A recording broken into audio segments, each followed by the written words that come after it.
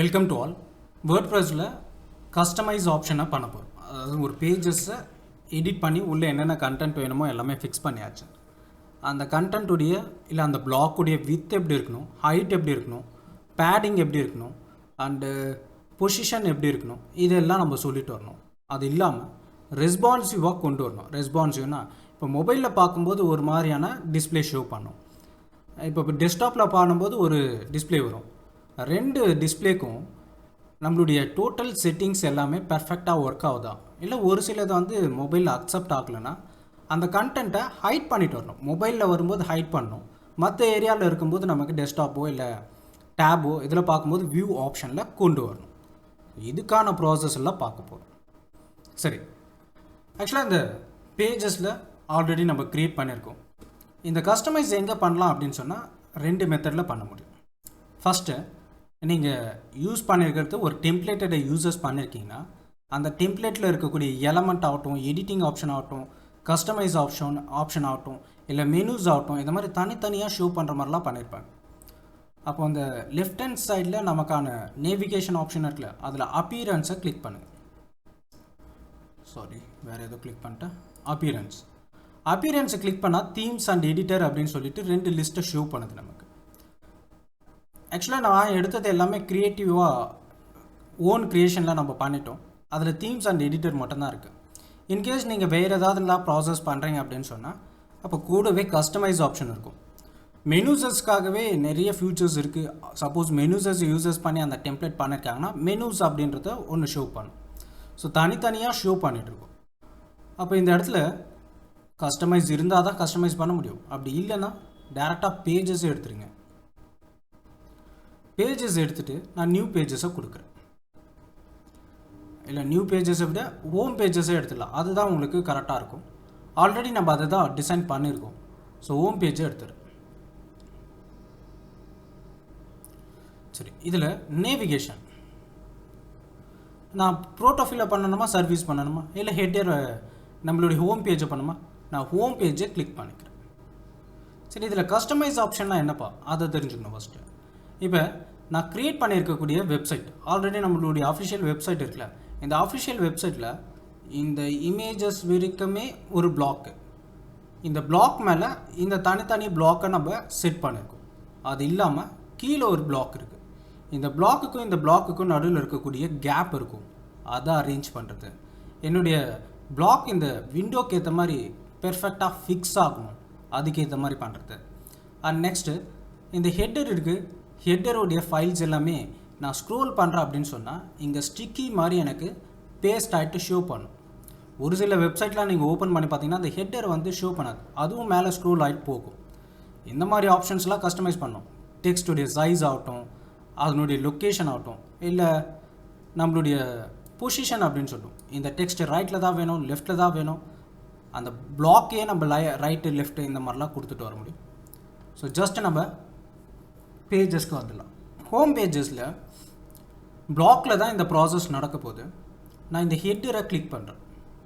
ஹெட்டரை click பண்ணாலே advance அப்படின்னு சொல்லிட்டு எனக்கு ஷோ பண்ணுது. ஹெட்டரை பொறுத்த வரைக்கும் அவ்வளோதான் அதில் ப்ராசஸ் பண்ண முடியும் அப்படின்றத சொல்லிடுச்சு. சரி, இதே நான் இந்த இடத்துக்கு வரேன்.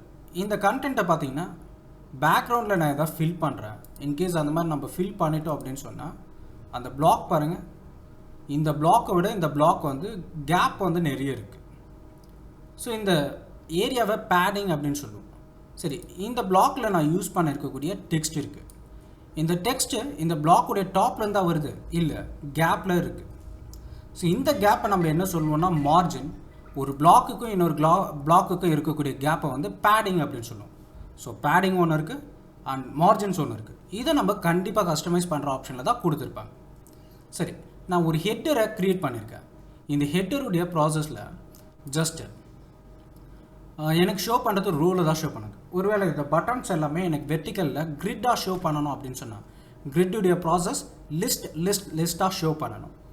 அப்போ இந்த பிளாக்கை நான் கிளிக் பண்ணோன்னே பிளாக் ஏரியாவில் பிளாக் கைட் அப்படின்னு சொல்லிட்டு ஒன்று குரூப், இதெல்லாம் ஒரு குரூப்பாக பண்ணியிருக்கோம். ஒரு லோகோ, ஒரு text and menus, sub menus and ஒரு பட்டனை கொடுத்துருக்கோம். இது எல்லாமே ஒரு குரூப் தான். எனக்கு குரூப் வேண்டாம் அப்படின்னு ரிலீஸ் பண்ணிவிட்டு வேறு ஏதாச்சும் நம்ம கொடுக்குறோம் அப்படின்னா அந்த ப்ராசஸ்க்கு ஏற்ற மாதிரி ஷோ ஆகும். இதே ட்ரான்ஸ்ஃபார்ம் ஸ்டாக்காக வேணும்னா அதுக்கேற்ற மாதிரி நம்ம எதை கிளிக் பண்ணியிருக்கோன்னு பாருங்கள். முதல்ல நம்ம இதை சூஸ் பண்ணியிருக்கணும். ஸோ நம்ம இதை சூஸ் பண்ணிட்டோம் அப்படின்னு சொன்னால் அதுக்கான ப்ராசஸ் மட்டும் தான் ஷோ பண்ணும். ஸோ அதை மட்டும் செக் பண்ணிக்கோங்க. சரி, நான் இந்த பிளாக்கையே ஃபஸ்ட்டு எடுக்கிறேன். இந்த பிளாக்கை எடுத்துட்டேன். இந்த பிளாக்குடைய ஸ்க்ரோல் பண்ணி கீழே வந்து பார்த்திங்கன்னா டையோகிராஃபியில் சைஸஸ் லைன் இதெல்லாம் பார்த்துருப்போம். டைமென்ஷன் ஒன்று இருக்குது. டைமென்ஷனில் கிளிக் பண்ணுறேன். அதில் பேடிங் ஒன்று இருக்குது, மார்ஜின் ஒன்று இருக்குது. நான் பேடிங்கை கிளிக் பண்ணுறேன். பேடிங்கை கிளிக் பண்ணோன்னே அதுக்கான ப்ராசஸ். பேடிங்கில் மேலே இது அப் அண்ட் டவுன்ஸை மட்டும் குறிக்கும், இது ரைட் அண்ட் லெஃப்ட்டை மட்டும் குறிக்கும். நான் இந்த செட் கஸ்டமைஸ் அப்படின்ட்டு ஒன்று இருக்குல்ல, அதை கொடுத்துட்டு ஒரு 20 அப்படின்ட்டு நான் கொடுத்து என்டர் பண்ணுறேன். ஸோ அந்த பேடிங்கை சேஞ்ச் பண்ணும். இது ரைட் அண்ட் லெஃப்டில் எவ்வளோ வேணும் நம்ம ட்ராக் பண்ணுறதுனும் பண்ணலாம், இல்லை உள்ளே போய்ட்டு பர்சன்டேஜை சொல்கிறதுனால சொல்லலாம். நான் இதை கிளிக் பண்ணுறேன். 100 அப்படின்றது கொடுத்துக்கிறேன். ஒருவேளை பிக்சல் எனக்கு கரெக்டாக இல்லை அப்படின்னு சொன்னால் பர்சன்டேஜில் எந்த பர்சன்டேஜ் கரெக்டாக இருக்குன்றதை சூஸ் பண்ணிக்கணும். இப்போ பேடிங்கில் ஹைட்டு 50 மட்டும் கொடுத்துக்கிறேன். இந்த கண்டென்ட்டில் உள்ள டெக்ஸ்ட் இருக்குல்ல, அதை சூஸ் பண்ணுறேன். அதனுடைய பேடிங்ஸும் இருக்கும், அதுக்கான பேடிங்கும் நம்ம வந்து பண்ணணும். பட் இதில் அதிகமாக நம்மளால் வந்து கஸ்டமைஸ் பண்ண முடியல. ஏன்னா வேர்ட்ப்ரெஸ்க்குன்னு இருக்கக்கூடிய ப்ராசஸில் அவ்வளோதான் இதில் பண்ண முடியுது. அப்போ வேர்ட்ப்ரெஸ் மாதிரியான வேர்ட்ப்ரெஸ்க்குள்ளே இருக்கக்கூடிய எலமெண்ட்டை தான் நான் சொல்கிறேன். வேர்ட்ப்ரெஸ்ஸே மாற்ற தேவையில்லை, வேர்ட்ப்ரெஸ்க்குள்ளே இருக்கக்கூடிய எலமெண்ட். அதாவது நம்ம யூசஸ் பண்ணல, ஒரு பிளாக் வேணும் அடிஷ்னலி ஆட் கொடுக்கும்போது நமக்கு தேவையான ப்ரௌஸில் போய்ட்டு நம்ம எடுக்கிறோம். இந்த எலமெண்ட்ஸு, இந்த எலமெண்ட்டுக்கான கஸ்டமைஸ் இவ்வளோ தான் பண்ண முடியும் அப்படின்ற ஒரு கான்செப்ட் இருக்கும். அப்போ இதை விட வேறு ஏதாவது ஈஸியான ஒரு கஸ்டமைஸ் இருக்குமா, நமக்கு ஈஸியாக அக்சஸ் பண்ணுற மாதிரி இருக்குமா அப்படின்னு கேட்டால் எஸ், அவைலபிளாக இருக்குது. ஸோ அதை தான் அடிஷ்னல் டிசைன்ஸ் ஓரியன்டான ப்ராசஸ் எல்லாம் பார்க்க போகிறோம். ஸோ இதில் பேசிக்காக தான் நடக்கும், இதை விட அட்வான்ஸ்டாக கொண்டு வரணும். அப்போ அதை நம்ம உள்ளே கொண்டு வரணும். அண்ட் வேர்ட்ப்ரெஸ்லேயே நம்ம அதை கொண்டு வரணும் அப்படின்னு சொன்னால் ஃப்ளகின் தான். ஸோ பேக் ஸ்பேசஸ், பேடிங்னு ஒன்று இருக்குது, அண்ட் தென் மார்ஜின் ஒன்று இருக்குது. ஒவ்வொன்றுத்துக்கான கண்டென்ட்டுக்கு ஏற்ற ரிலேட்டட் ப்ராசஸும் இருக்குது. அது இல்லாமல் ஃப்ளகின். ஸோ ஒரு ஃப்ளகினை கிளிக் பண்ணுங்கள். ஃப்ளகின் கிளிக் பண்ணாலே இதுக்கு ரிலேட்டடான என்னென்ன இருக்கோ இன்ஸ்டால் பண்ணலாம். சரி, இது இன்ஸ்டால் பண்ணுறதுக்கான ப்ராசஸ். ஆக்சுவலாக இங்கே ஆல்ரெடி இங்கே ஏதாவது ஒன்று நம்ம சூஸ் பண்ணுறோன்னா கீழே require as a plan upgrade அப்படின்ட்டு ஒன்று இருக்குது. நம்ம இது வரைக்கும் ஃப்ரீயாக தான் பண்ணிகிட்ருக்கோம். இதை பிளானை அப்கிரேட் பண்ணணும். பிளானை அப்கிரேட் பண்ணணும் அப்படின்னு சொன்னால் நீங்கள் போகிற ஒர்க் பண்ணுற ஏரியாவில் அதுக்கு ரிலேட்டடான ப்ராசஸில் தான் இதை அப்கிரேட் பண்ணியிருப்பாங்க. இப்போ நான் வேர்ட்ப்ரெஸ்லேயே பண்ணுறேன் அப்படின்னு சொன்னால் பேபிள் பண்ணணும். ஃப்ரீ வெர்ஷனாலும் நம்மளால் வந்து வேர்ட்ப்ரெஸ்ஸில் பண்ண முடியும். அதாவது இதுக்குள்ளே ஃப்ளகின்ஸ்லாம் கொண்டு வரணும் அப்படின்னு சொன்னால் நம்ம A to Z வேர்ட்ப்ரெஸ்லேயே பண்ணுறோம்.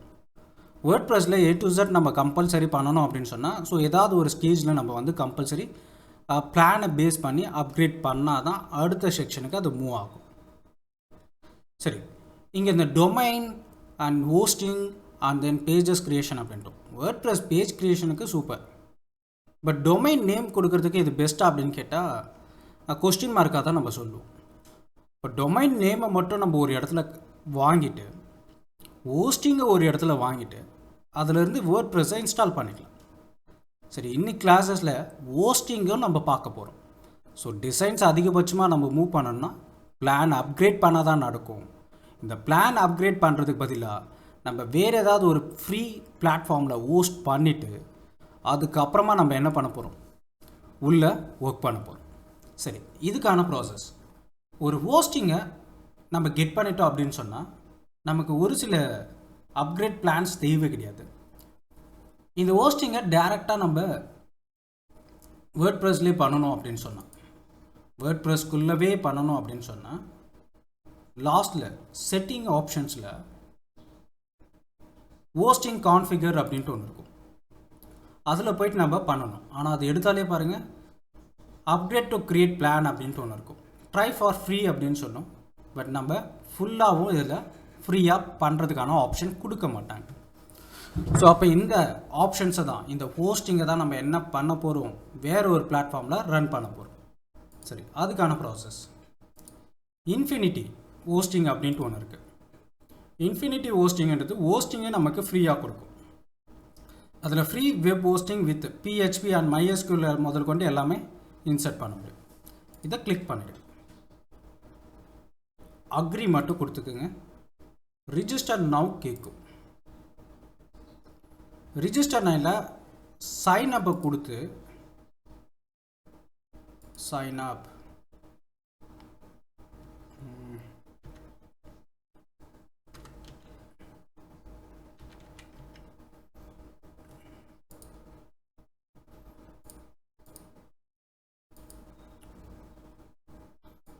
என்ன .com நம்ம யூஸ் பண்ணணும்னு தெரியல.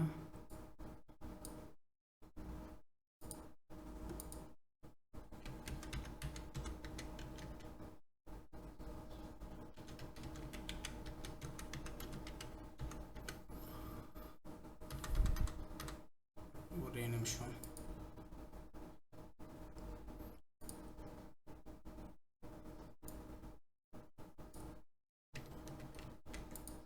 என்னுடைய மெயில் ஐடியை கொடுத்துக்கிறேன்.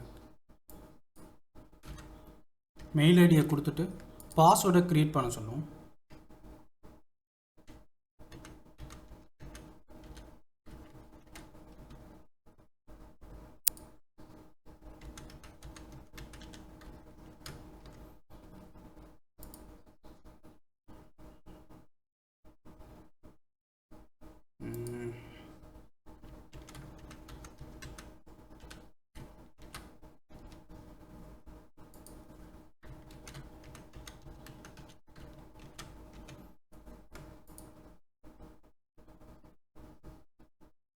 Not matched up.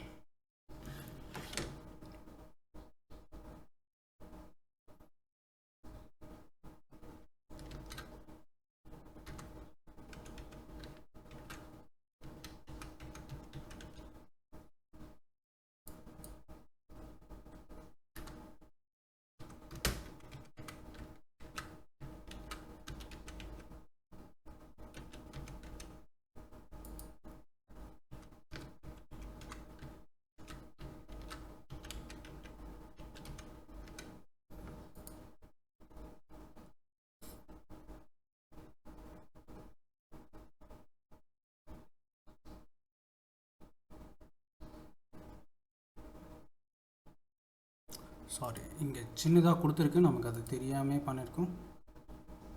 80694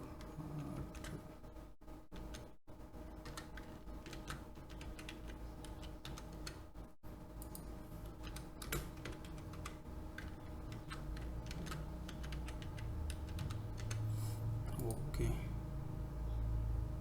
ஓகே, இப்போ நம்மளுடைய வெரிஃபிகேஷன் பண்ண சொல்லும். இந்த மெயில் ஐடிக்கு ஒரு வெரிஃபிகேஷன் லிங்க் அனுப்பியிருப்பாங்க. ஜஸ்ட் நான் ஜிமெயில் எடுத்துக்கிறேன்.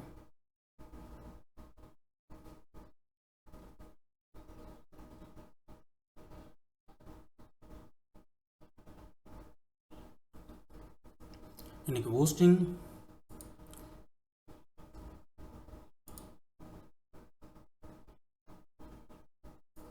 சரி, ஓகே. வெரிஃபை இமெயில் கொடுத்தோன்னே அக்ரி கொடுத்தோன்னே இன்ஃபினிட்டி வந்து நமக்கான ஆப்ஷன்ஸை ஓப்பன் பண்ணிடுச்சு. இதிலேருந்து அதாவது ஹோஸ்டிங்க்காக மட்டும்தான் இதை எடுக்கிறோம். இந்த மாதிரி நிறைய பிளாட்ஃபார்ம் இருக்குது. டிபெண்ட் அவங்க எந்த பிளாட்ஃபார்மில் சொல்கிறாங்களோ அதை நம்ம க்ரியேட் பண்ணோம். ஸ்டெப்ஸ் ஆர் சேம் தான். சரி, நெக்ஸ்ட்டு க்ரியேட் ஆன அக்கௌண்ட். ஒரு ஹோஸ்டிங்லேருந்து எத்தனை வெப்சைட் வேணாலும் நம்ம க்ரியேட் பண்ணிக்கலாம். ஹோஸ்டிங்கிறது ஒரு மாதிரியான ஸ்பேசஸை தான் நமக்கு கொடுக்க போகுது. ஸோ அப்போ க்ரியேட் அக்கௌண்ட்டை கொடுத்துக்குங்க. அக்கௌண்ட்டுடைய நேம் கேட்குது. அக்கௌண்ட்டுக்கான நேம் வந்து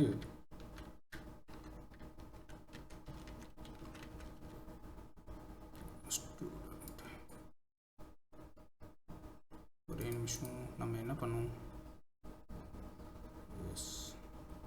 இதில் பிளானை மட்டும் சூஸ் பண்ண மாட்டோம். ஆக்சுவலாக ஹோஸ்டிங்கில் 5 GB டிஸ்க் ஸ்பேசஸ் நமக்கு கொடுக்குது. பேண்ட்வித் ஹோஸ்டட் டொமைனை ஹோஸ்ட் பண்ணிக்க முடியும். மற்ற ப்ராசஸ் தான் இல்லை, பட் அதெல்லாம் நம்ம அடுத்தடுத்த இதில் க்ரியேட் பண்ணிக்கலாம். இந்த இடத்துல க்ரியேட் மட்டும் க்ரியேட் நவ் அப்படின்னு கொடுங்க. இங்கே க்ரியேட் இருக்கும், அதுக்கு பதிலாக நம்ம சூஸ் பண்ண வேண்டியது ஜஸ்ட் ஸ்க்ரோல் பண்ணி க்ரியேட் நவ் அப்படின்றத கொடுத்துக்குங்க. ஸோ இப்போ க்ரியேட் ஆகிருக்கும். டொமைன் நேம் இருக்குது, கஸ்டம் டொமைன். டொமைன் நேம்ன்றது நம்ம டேரெக்டாக பே பண்ணி வாங்கிறது தான் டொமைன் நேம். நம்ம இதையும் ஃப்ரீயாக கொண்டு வரணும் அப்படின்னு சொன்னால் நம்ம கஸ்டம் சப்டொமைனை யூஸஸ் பண்ணிக்கலாம். கஸ்டம் டொமைன் நம்ம பே பண்ணி வாங்கணும். சப்டொமைன் அப்படின்றது ஆல்ரெடி இருக்கிற .comோட மெர்ஜ் ஆகிடும். இந்த டொமைன் எக்ஸ்டென்ஷன் இருக்குல்ல, .com, .in இந்த மாதிரி ஃப்ரீயாக இருக்கக்கூடிய ப்ராசஸில் ஷோ பண்ணும். அதில் ஃப்ரீ .n அப்படின்றத நான் சூஸ் பண்ணிக்கிறேன். டொமைன் நேம் கேட்குது,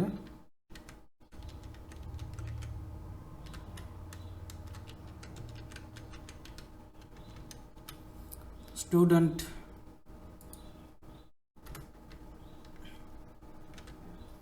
ரூம் அப்படின்னு ஒன்று கொடுத்துக்கிறேன். செக் அவைலபிலிட்டி முதல்ல இது இருக்கான்னுட்டு இருக்குது, எடுத்துக்கிச்சு. இப்போ இதை அக்கௌண்ட்டை க்ரியேட் பண்ணிக்கோ. And account user name generated ஆட்டோமேட்டிக்லின்னு இருக்குது. அண்டு அக்கௌண்ட்டுக்கான பாஸ்வேர்ட்ஸ், அந்த பாஸ்வேர்ட்ஸை யூஸஸ் பண்ணிக்கோங்க. அண்டு என்ன மெயில் ஐடி அப்படின்னு கேட்கும். நான் மெயிலில் எதுவும் கொடுக்கல, ஜஸ்ட் க்ரியேட் அக்கௌண்ட்டு. நீங்கள் ஒர்க் பண்ணுற இடத்துல ஐ அப்ரூவ் கொடுத்து அவங்க என்ன சொல்கிறாங்களோ அந்த கண்டென்ட்ஸை உள்ளே கொண்டு வந்தால் போதும். ஜஸ்ட் இங்கே க்ரியேட் அக்கௌண்ட்டை மட்டும் கொடுத்துக்குங்க. அக்கௌண்ட்டு க்ரியேட் ஆகிடும். The email contents file required அப்படின்ட்டு வருது. ஸோ நான் அப்ரூவ்டே கொடுத்துக்கிறேன். ஓகே, இப்போ ஹோஸ்டிங் ப்ராசஸ் வரைக்கும் முடிஞ்சது. ஸோ ஒரு ஸ்பேஸ் நமக்கு கிடச்சிருச்சு. ஒரு அக்கௌண்ட் நேமை கொடுத்துட்டு வந்துட்டோம். ஒரு யூசர் நேம் அதுவே நமக்கு கொடுத்துருக்கு. ஃப்யூச்சரில் நம்ம சேஞ்ச் பண்ணதுனா பண்ணிக்கலாம். அதுக்கான பாஸ்வேர்ட்ஸை ஞாபகமாக வச்சுக்கோங்க ஒர்க் பண்ணுற வரைக்கும். ஸோ ஃபினிஷ் அப்படின்றத கொடுத்துருங்க. ஸோ இப்போ control panel, file manager, software installer அப்படின்ட்டு ஒன்று இருக்குது. ஸோ இது வரைக்கும் ஓகே, நம்ம பண்ணது எல்லாமே. அடுத்து நம்ம பண்ண வேண்டியது SSC அப்படின்ட்டு ஒன்று இருக்கும். ஸோ அண்ட் தென் இது கொஞ்சம் லேட் ஆகும், வேறு டைம் எடுக்கும். ஸோ டைம் எடுக்கிற வரைக்கும் வெயிட் பண்ணலாம், ஒரு 2 minutes. ஹோஸ்டிங் மட்டும் நீங்கள் முடிச்சிடலாம். இதுலேருந்து எப்படி ஃப்ளக்இன் பண்ணி அடுத்து ஒர்க் பண்ணுறதெல்லாம் பார்த்துடலாம். ஓகே, அதே போல் இந்த SSL அப்படின்ட்டு ஒன்று சொல்லியிருப்பேன், சிஸ்டம் செக்யூரிட்டி லாக்கர் அப்படின்ட்டு. நம்மளுடைய ஒரு வெப்சைட்டை ஓப்பன் பண்ணுறோம் அப்படின்னு சொன்னால் இந்த இடத்துல லாக் ஆப்ஷன்ஸ் மாதிரி நமக்கு ஒன்று ஷோ பண்ணும் வெப்சைட்டை. ஸோ நம்ம சைட் வந்து செக்யூராக இருக்கா இல்லையான்றதுக்காக. அப்போ அதை என்ன பண்ணலாம் அப்படின்னு சொன்னால் இப்போ பண்ணுற ஸ்டெப்ஸை நம்ம மூவ் பண்ணோம்.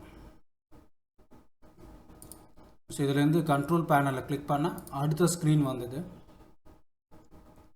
சி பேனல் இன்ஃபினிட்டி, இதுதான் நமக்கான பேனல். இங்கேருந்து தான் எல்லாத்தையும் அடுத்தடுத்து நம்ம அக்சஸ் பண்ணக்கூடிய ஒரு ப்ராசஸ். இந்த இடத்துல இது முடிஞ்சதுக்கப்புறமா நம்ம அந்த சி கண்ட்ரோல் பேனலில் கொடுத்து ஐ அக்செப்ட் கொடுத்துட்டு சி பேனல் இன்ஃபினிட்டி ஓப்பன் ஆனால் மட்டுமே மற்ற எல்லாமே நமக்கு எனேபிள் ஆகும், இல்லைன்னா ஆகாது. சரி, இதுக்கு அடுத்தது இந்த இடத்துல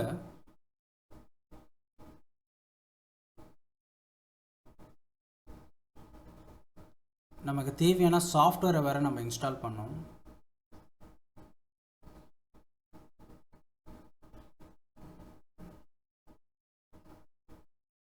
சாஃப்ட்வேர் அப்படின்ட்டு ஒன்று இருக்கா, இந்த சாஃப்ட்வேரில் ஆப் இன்ஸ்டாலர் அப்படின்ட்டு ஒன்று இருக்குல்ல, அதை கிளிக் பண்ணிங்க.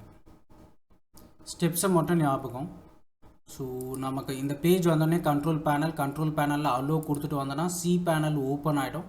சி பேனலில் நம்ம இந்த சி பேனல் அதாவது இன்ஃபினிட்டிக்குள்ளே வேர்ட் ப்ராசஸை கொண்டு வந்து ஒர்க் பண்ண போகிறோம். ஸோ அதுக்கு சாஃப்ட்வேர் க்ளோசஸ் ஆப் இன்ஸ்டாலரை கிளிக் பண்ணிட்டீங்க அப்படின்னு சொன்னால் இந்த ஏரியா வரும். இப்போ இதுலேருந்து ஒன் டைம் மட்டும்தான் இந்த ப்ராசஸை பண்ணணும். நெக்ஸ்ட்டு இன்ஸ்டால் வேர்ட் ப்ரெஸ்னே டாப்பில் இருக்குது, டாப் ஸ்கிரிப்ட் அப்படின்னு சொல்லிட்டு ஜஸ்ட் இன்ஸ்டால் மட்டும் கொடுத்துக்குங்க. இது இன்ஃபினிட்டி ரிலேட்டடான ப்ராசஸ் இது. ஆனால் நம்ம ஒர்க் பண்ண வேண்டியது வேர்ட் ப்ரெஸ்ஸில், அது இருந்தால் போதும். சரி, இப்போ இன்ஸ்டால் பண்ணுறதுக்கு முன்னாடி சம் ஆப்ஷன்ஸ் கேட்கும். சூஸ் இன்ஸ்டாலேஷன் URL அப்படின்னு கேட்கும். டொமைன் நேம் ஆல்ரெடி நம்ம வெளியே கொடுத்தது இருக்குது. சப்போஸ் ஏதாவது சேஞ்ச் பண்ணால் சேஞ்ச் பண்ணிக்கோங்க. அண்ட் பிளாகோடைய நேம் அட்மின்கான யூசர் நேமு, அட்மின்கான பாஸ்வேர்ட்ஸ் இதெல்லாம் கொடுத்துட்டு வந்துடுங்க. சேஞ்ச் பண்ணுறதுனா சேஞ்ச் பண்ணிக்கோங்க. நீங்கள் இதை கொடுத்துட்டு இன்ஸ்டால் அப்படின்றத கொடுத்தா போதும்.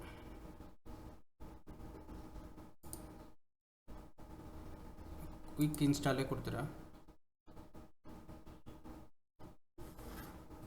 அது இல்லாமல் மேனேஜ் தீம்ஸ் இருக்கும். ஒரு செலக்டிவ் தீம்ஸாக நம்ம வந்து வேர்ட்பிரஸ்க்கான தீம்ஸஸ் இங்கே ஷோ பண்ணோம். இன்கேஸ் வேணும்னா லோட் ஆகிட்டு இருக்கு.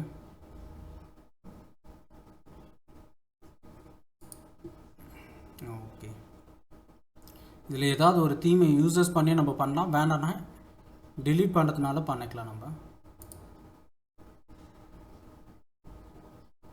நான் இதை ஜஸ்ட்டு கிளிக் பண்ணிக்கிறேன். செலக்ட் தீம்ஸை மட்டும் கொடுத்து எஸ் இன்ஸ்டால். அந்த தீம்ஸும் இன்ஸ்டால் பண்ணிகிட்டு இருக்கோம். சாஃப்ட்வேர் அட்மின் யூசர்ஸ் வந்து ரெக்கேட் கேட்குது.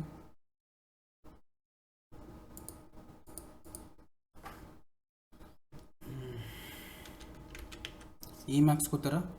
பாஸ்வேர்ட்ஸை என்ன வேணுமோ அதை நம்ம க்ரியேட் பண்ணுறதை பண்ணிக்கலாம். நான் ஆல்ரெடி இருக்கிறது கொடுக்குறேன். Just install. ஸோ இன்ஸ்டால் பண்ணால் போதும்.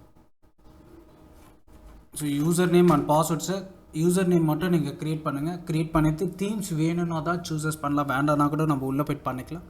நான் இங்கேயே வெளியே சூஸ் பண்ணிட்டேன். உள்ளே போய் பார்த்துக்கலாம். சரி, ஓகே. இப்போ நமக்கான தீம்ஸஸ் எல்லாமே ரெடி ஆகிடுச்சு. இப்போ return to WordPress management, return to overview and நம்ம க்ரியேட் பண்ண சப்டொமைனோட நமக்கான வேர்ட்பிரஸ் ஓப்பன் ஆகும். ஸோ அதுக்கான லிங்க் இங்கே கொடுத்துருக்காங்க. HTTP student room free NP WP admin அப்படின்ட்டு ஒன்று இருக்குது. இது கொடுத்தா நம்ம யூசர் ஐடி பாஸ்வேர்ட்ஸ் எனேபிள் இருந்தால் டேரெக்டாக உள்ளே போகும். அது இல்லாமல் ஜஸ்ட் இதை கிளிக் பண்ணாலும் ஓகே தான். இது வந்து நம்மளுடைய வெப்சைட் எப்படி இருக்குது அப்படின்றத ஷோ பண்ணும்.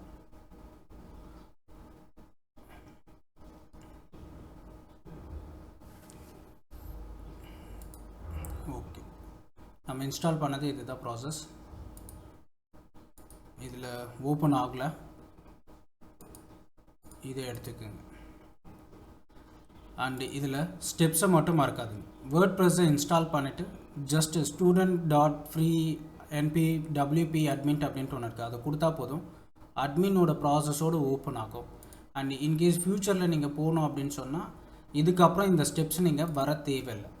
டைரெக்டாக இன்ஃபினிட்டி மட்டும் ஓப்பன் பண்ணிட்டீங்க அப்படின்னு சொன்னால் அதுலேருந்து டைரெக்டாக அந்த சாஃப்ட்வேர் இன்ஸ்டாலர் இருக்குல்ல, அதை கிளிக் பண்ணுங்கள்.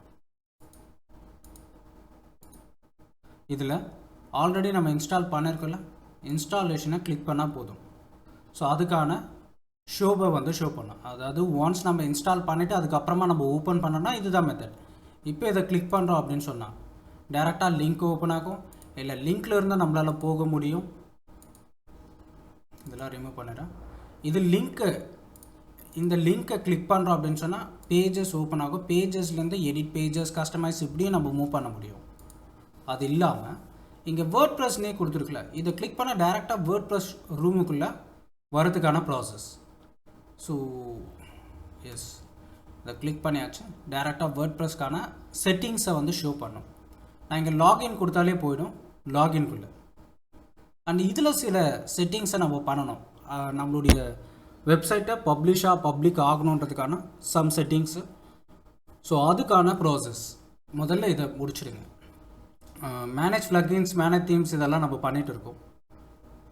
டு நாட் ஆட்டோ அப்கிரேட் அப்படின்ட்டு ஒன்று இருக்குது. எதுவுமே ஆட்டோவோ அப்கிரேட் கொடுக்காதீங்க. ஃப்யூச்சரில் வேணும்னா நம்ம இதை கொடுத்துக்கலாம். ஆட்டோ அப்கிரேட் அப்படின்னு கேட்குறதுல அதை டிசேபிள் பண்ணிடுங்க. வேர்ட்பிரஸ் தீமும் சரி, வேர்ட்பிரஸ் பிளக்கின்ஸும் சரி, வேர்ட்பிரஸ் தீமும் சரி, நம்ம ஒரு பிளக்கின் பண்ண போகிறோம். அந்த பிளக்கினுக்குள்ளே ஏதாவது அப்டேட் வந்தால் ஆட்டோவாக பண்ண தேவையில்லை. வேர்ட்பிரஸ் தீம்ஸை நான் எடுத்திருக்கேன். அதாவது இந்த தீம்ஸில் ஏதாவது ஃப்யூச்சரில் அப்டேட் ஆச்சு அப்படின்னு சொன்னாலும் ஆட்டோமேட்டிக்காக அப்டேட் ஆகக்கூடாது. என்னை கேட்டுட்டு தான் அப்ளை பண்ணணும். ஸோ அதுக்கான disable option. Search engine visibility நம்ம பண்ணுறதே SEOக்காக தான். இது ஏதோ ஒரு கோர்ஸஸோடைய நேம் போட்டு கேட்குறேன், இந்த பிளாகை எனக்கு ஷோ பண்ணும். அப்போ சர்ச் என்ஜினில் விசிபிலிட்டி ஆகிறதுக்கான எனேபிள் ப்ராசஸை பண்ணிடுங்க. வேர்ட் ப்ரெஸ்ஸில் பிஹெச்பியோட சம் அதர் ப்ராசஸை நம்ம பண்ண போகிறோம். ஸோ அதுக்கு எம்பெடட் டீபக் மோட் தேவையில்லை, டிசேபிள் கொடுத்துருங்க. ஸோ இதெல்லாம் கொடுத்துட்டு லாகின் அப்படின்னு கொடுத்தா போதும். வேர்ட் ப்ரெஸ்க்குள்ளே டேரெக்டாக ஓகே, இதுக்கான பாஸ்வேர்ட்ஸை நான் எடுத்து வச்சுருக்கேன்.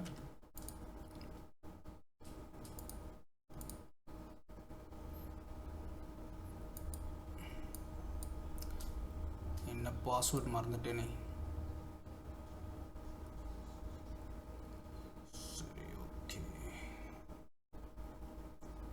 ஓகே, நம்ம பிளாக் இருக்குல்ல, பிளாக்லேருந்து எடிட் பேஜஸை கொடுத்துட்டு வந்துடுங்க. பாஸ்வேர்டு மறந்துட்டேன். லாகின் கொடுத்தீங்கன்னா டேரெக்டாக உள்ளே வந்துடும். ஸோ நம்ம எடிட் பேஜஸை கொடுத்தோம் அப்படின்னு சொன்னாலும் வேர்ட் ப்ரெஸ்க்குள்ளே உள்ளே வந்துடும். ஓகே, ஷோ பண்ணதா? இது வேர்ட் ப்ரெஸ். நம்ம வேர்ட் ப்ரெஸ் உடைய டேஷ்போர்டுக்கு வந்துடலாம். வியூ பேஜஸ்ன்னு இருக்குல்ல, அதை கிளிக் பண்ணிக்கோங்க. ஓகே, ஸோ இதை ஷோ பண்ணதா? ஆக்சுவலாக அந்த பேஜஸில் எல்லா பேஜஸுமே நம்ம ஆல்ரெடி வேர்ட் ப்ரெஸ்ஸில் பார்த்த அதே ப்ராசஸ் எல்லாமே இங்கே இருக்கும். சம் கண்டென்ட்டை தேவையில்லாத சில எலமெண்ட்ஸு தேவையில்லாத சில நேவிகேஷன்ஸை இவங்க என்ன பண்ணியிருப்பாங்க, இன்ஃபினிட்டி அப்படின்னு சொல்கிறோம்ல, அவங்க இதெல்லாம் தேவையில்லைன்னு சொல்லிட்டு அந்த வேர்ட் ப்ரெஸ்லேயே கொடுத்துட்டு இருப்பாங்க. ஸோ அப்போது தேவையான நேவிகேஷன்ஸ் ஆப்ஷன் மட்டும், டூல்ஸஸான ஆப்ஷன் மட்டும் இங்கே ஷோ பண்ணும். நம்ம ஒரு தீம்ஸாக இங்கே எடுத்துருக்கிறதுனால அதுக்கு ரிலேட்டடான பேஜஸ் எல்லாம் ஷோ பண்ணும். சரி, இதில் இந்த தீம்ஸை டிசைன் பண்ணதே வந்து பார்த்திங்கன்னா நான் சொல்லியிருக்க கூட சம் டிசைனிங் சாஃப்ட்வேரை இன்ஸ்டால் பண்ணியிருக்கேன். ஃபஸ்ட்டு டேஷ்போர்டை பார்த்துடலாம். வேர்ட் ப்ரெஸ் உடைய dashboard as it is same. Just இதில் போஸ்ட்னா என்னென்னு தெரியும், மீடியானா என்னென்னு தெரியும். பேஜஸ் அப்படின்னு கொடுத்தா ஆல்ரெடி க்ரியேட் பண்ண பேஜஸ்லாம் ஷோ பண்ணும். அது இல்லாமல் கமெண்ட்ஸ் இருக்குது. அப்பியரன்ஸ், இப்போ பாருங்கள், அப்பியரன்ஸில் தீம்ஸு, கஸ்டமைஸ், வேஜஸ்ட், மெனு, தீம் ஃபைல் எடிட்டர். நம்ம பெர்ஃபெக்டாக ஒரு பில்ட் பண்ணிட்டோம் அப்படின்னு சொன்னால் இது எல்லாமே ஷோ பண்ணும். இந்த தீம்ஸுக்கு ரிலேட்டடாக தான் இது ஷோ பண்ணுது. ஒருவேளை நானாக ஓனாக க்ரியேட் பண்ணியிருந்தா டேரெக்டாக தீம்ஸு அண்ட் தென் எடிட்டர்ஸ், அதுக்கு பதிலாக தான் இங்கே ஃபைல் எடிட்டர் அப்படின்னு சொல்லிட்டாங்க. இது ரெண்டு ஆப்ஷன்ஸ் எப்பவுமே ஷோ பண்ணும். மேபி நிறைய கண்டென்ட்டை நம்ம யூசஸ் பண்ணால் கஸ்டமைஸ் ஆப்ஷன்ஸ்க்கு ஷோ பண்ணும். மெனுஸஸை நம்ம அடிஷ்னல் ஃபியூச்சர்ஸோடு பண்ணனா மெனுஸஸை ஷோ பண்ணும்.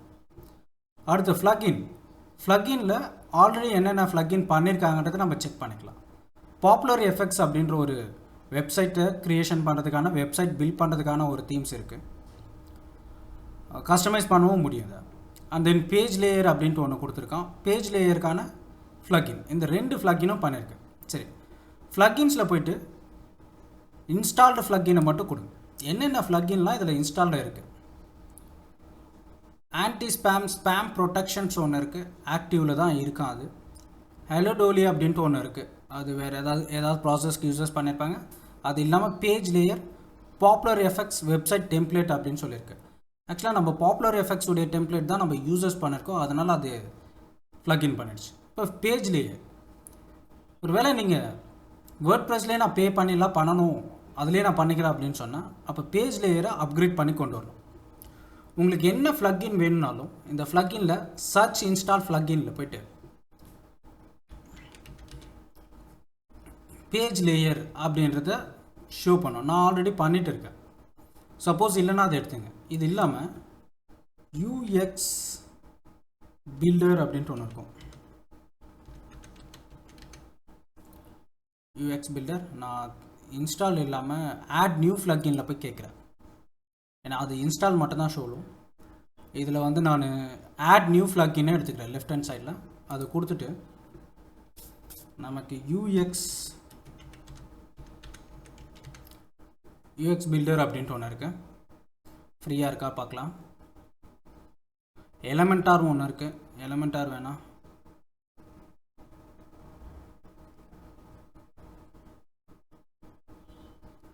பேஜ் லேயர் இது ஆல்ரெடி இன்ஸ்டாலில் இருக்க, ஆக்டிவ். இதுவும் நம்ம யூசஸ் பண்ணோம்.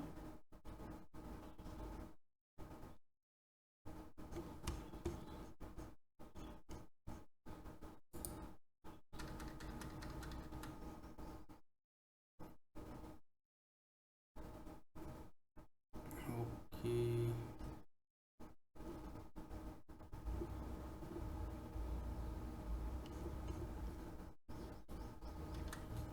y தேவை.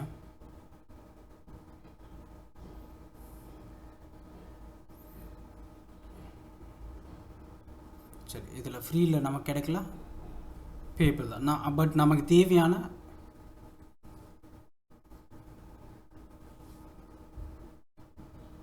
plugins ஆல்ரெடி இருக்குது இன்ஸ்டால்டு. வேறு ஏதாவது தேவைன்னா நம்ம இன்ஸ்டால் பண்ணிக்கலாம்.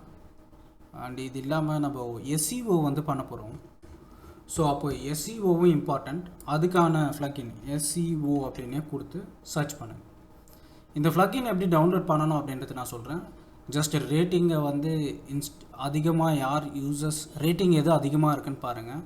ப்ளஸ் வந்து ஆக்டிவேட் பண்ணியிருக்கவங்கள இன்ஸ்டால் பண்ணி ஒர்க் பண்ணிகிட்டு இருக்கு அதனுடைய ஆப்ஷன்ஸையும் செக் பண்ணிக்கோங்க. ஸோ ரேட்டிங்கும் வந்து அதிகமாக இருக்குது அண்ட் யூசர்ஸ் அப்படின்னு சொல்லும்போதும் அதிகமாக இருக்கணும். ஸோ இது யோஸ்ட் SEO.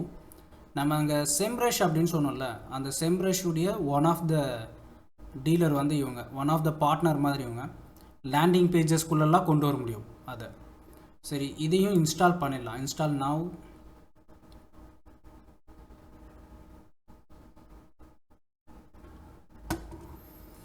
ஸோ நிறைய SEO இருக்கும்.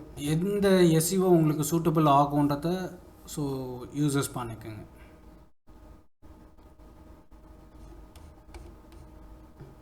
இப்போ இன்ஸ்டால் ஆகிடுச்சு, ஆக்டிவ்.